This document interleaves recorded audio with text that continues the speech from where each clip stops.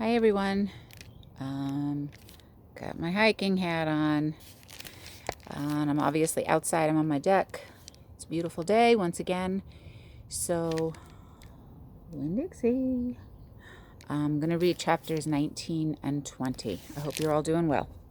Meh. Okay. In the morning, me and Winn Dixie went down to sweep the pet store, and I took a litmus lozenge for Otis. Is it Halloween? Otis asked when I handed him the candy. No, I said. Why? Well, you're giving me candy. It's just a gift, I told him, for today. Oh, said Otis. He unwrapped the litmus lozenge and put it in his mouth. And after a minute, tears started rolling down his face. Thank you, he said. Do you like it? I asked him. He nodded his head. It tastes good, but it also tastes a little bit like being in jail. Gertrude squawked. She picked up the litmus lozenge wrapper in her beak and then dropped it and looked around. Gertrude, she screamed again. You can't have any, I told her. It's not for birds. Then real quick, before I lost my nerve, I said, Otis, what were you in jail for? Are you a murderer? No, ma'am, he said. Are you a burglar? No, ma'am, Otis said again. He sucked on his candy and stared down at his pointy-toed boots. You don't have to tell me, I said. I was just wondering. I ain't a dangerous man, Otis said. If that's what you're thinking. I'm lonely, but I ain't dangerous. Okay, I said, and I went into the back room to get my broom. When I came back out, Otis was standing where I left him, still staring down at his feet. It was on account of the music, he said. What was? I asked. Why I went to jail. It was on account of the music. What happened? I wouldn't stop playing my guitar. Used to be I played it on the street, and sometimes people would give me money. I didn't do it for the money. I did it because the music is better if someone is listening to it.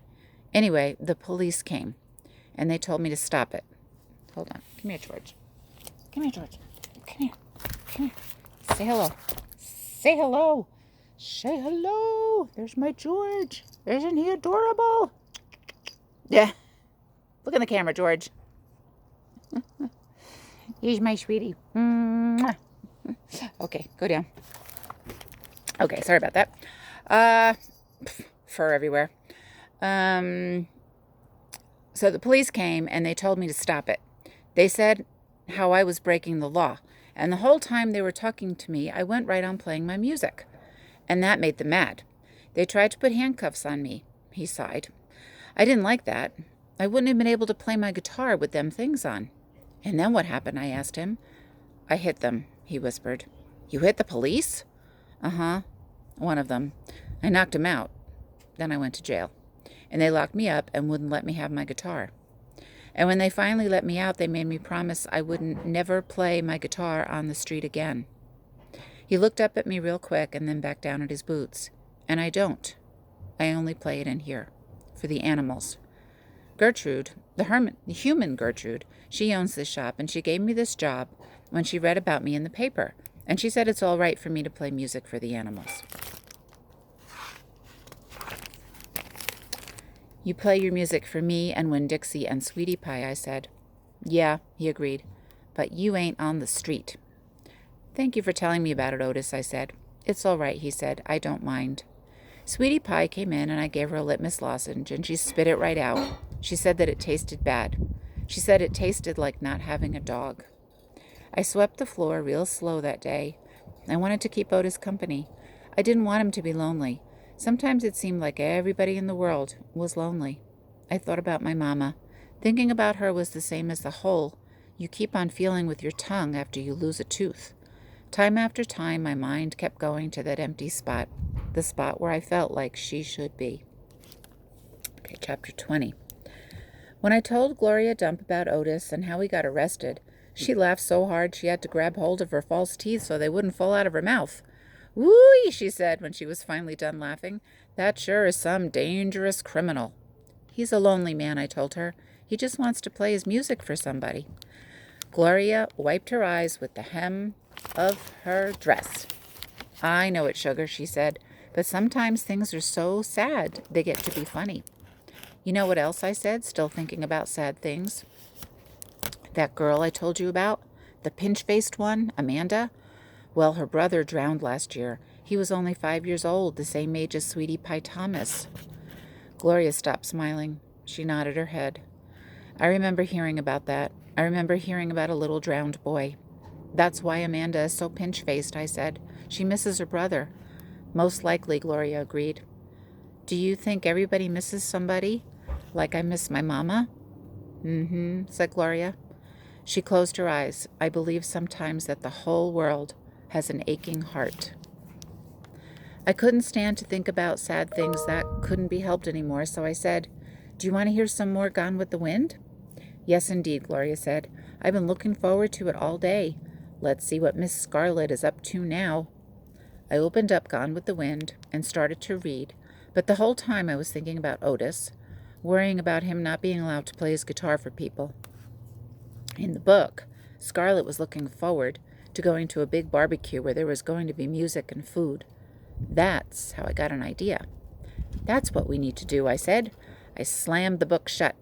When Dixie's head shot up from underneath Gloria's chair, he looked around all nervous-like. Huh?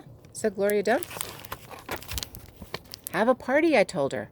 We need to have a party and invite Miss Franny Block and the preacher and Otis can play his guitar for everybody. Sweetie Pie can come too. She listens to his music good. We who? Gloria asked. Me and you. We can make some food and have the party right here in your yard. Said Gloria Dump. We could make peanut butter sandwiches and cut them up in triangles to make them look fancy. Lord, said Gloria Dump, I don't know if the whole world likes peanut butter as much as you and me and this dog. Okay, then, I said, we could make egg salad sandwiches. Adults like those. You know how to make egg salad? No, ma'am, I said. I don't have a mama around to teach me things like that. But I bet you know. I bet you could teach me, please. Maybe, said Gloria Dump. She put her hand on Winn-Dixie's head. She smiled at me. I knew she was telling me yes. Thank you, I said. I went over and hugged her. I squeezed her hard. Winn-Dixie wagged his tail and tried to get in between the two of us. He couldn't stand being left out of anything. It's going to be the best party ever, I told Gloria. You got to make me one promise, though, Gloria said. All right, I told her. You got to invite them Dewberry boys. Dunlap and Stevie? Mm-hmm. Ain't gonna be no party unless you invite them. I have to? Yes, said Gloria Dump. You promise me. I promise. I said I didn't like the idea, but I promised. I started inviting people right away. I asked the preacher first. Daddy, I said. Opal, the preacher said back. Daddy, me and Winn-Dixie and Gloria Dump are having a party. Well, said the preacher, that's nice. You have a good time. Daddy, I'm telling you because you're invited. Oh, said the preacher. He rubbed his nose. I see. Can you come? I asked him. He sighed. I don't see why not, he said. Miss Franny Block took to the idea right away. A party, she said, and clapped her hands together. Yes, ma'am, I told her. It will be kind of like the barbecue at 12 Oaks in Gone with the Wind, only it's not going to be as many people, and we're going to serve egg salad sandwiches instead of barbecue. That sounds lovely, Miss Franny said, and then she pointed at the back of the library and whispered, Maybe you should ask Amanda, too. She probably won't want to come, I said. She doesn't like me very much. Ask her and see what she says, Miss Franny whispered. So I walked to the back of the library, and I asked Amanda Wilkinson, in my best manners voice, to please come to my party.